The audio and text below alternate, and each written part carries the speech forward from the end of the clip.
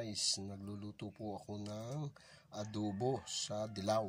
Yan ang dilaw, yan ang bawang, sibuyas, at ang lulutuin ko po ay yung manok na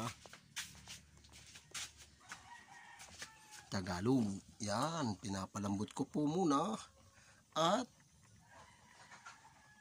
makunat ito. Yan, ating adobo po yan. Niluluto ho ni Quietes Vlogger, yan, para may pangulam. Sawa na tayo muna sa punsunan, yan, dalahuan po natin ng papaya, yan.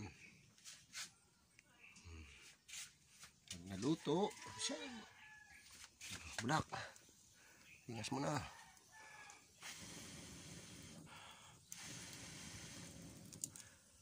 Yan, na nga, lumingas na po guys, dito na. Pag yan po ay lumambot na, ay sigurado na yan ay luto na. Nakaprepare na ang lahat yan. Basta na isasad. Ito ang tuyo, ito ang suka, ito po ang mantika, at ito naman ang bitchin. Yung bitchin, narinig pala ang bitchin, kala ko wala. Ito po, yan. Ajinomoto. O yan, kompleto na Ricardo guys. Aba, talaga masarap ang ulam mamaya ho ni Quietes Vlogger. Ay, buhay na naman, nakadali na naman ang isang kainan si Quietes Vlogger din sa amin sa bahay. Ayan, at walang lingas sa ating palilingasan guys. Wala po tayong lingas.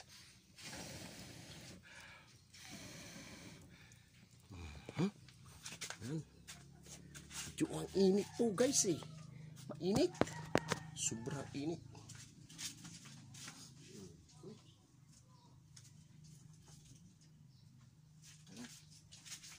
Mainit po.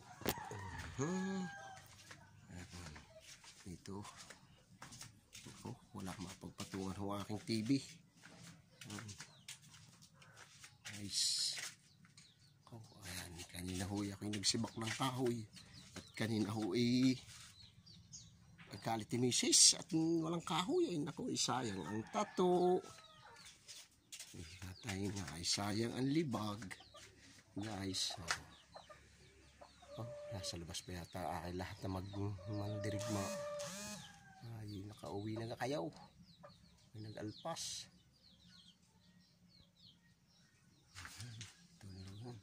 Dragon fruits ni Quietes Vlogger. Oh, nasa likod. Tamay.